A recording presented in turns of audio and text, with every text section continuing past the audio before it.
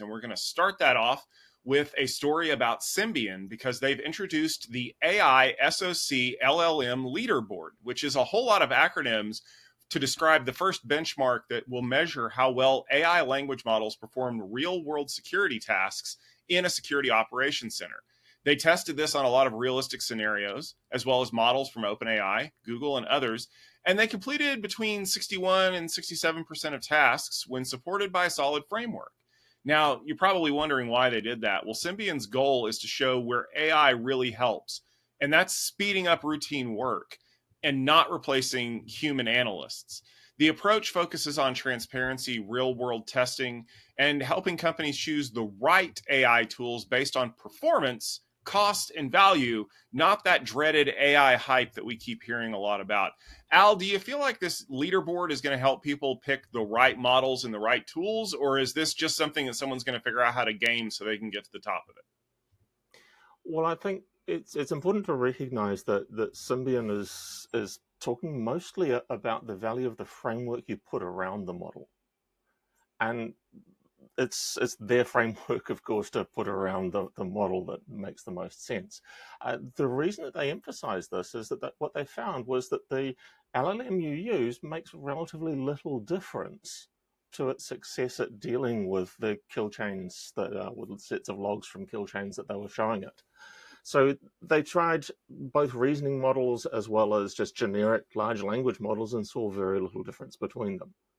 But what they did see is if you just feed the raw data straight to the LLMs, you get terrible results. You need to put frameworks around how the data is being fed into the LLM, and you definitely need to put some guardrails around what the LLM is providing back in response.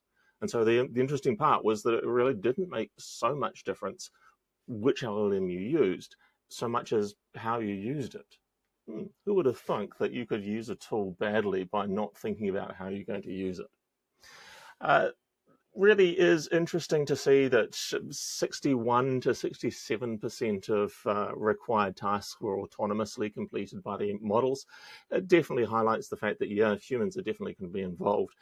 But what I see for using LLMs here is just dealing with a huge amount of data that happens when an attack is underway. And they fed through a variety of different types of attacks. When an attack is underway, the problem is that you get a deluge of information, and working out which information is significant and which information is just repetition or is a secondary consequence. This is the kind of place where an LLM can be hugely beneficial, just seeing those correlations between the events, seeing the different behaviors and identifying what's the truth part of it. So reducing the cognitive load for the specialist human being who's going to do the final decision.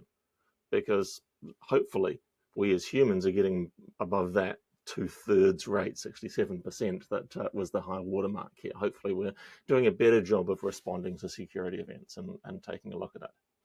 One of the other elements that was highlighted was cost.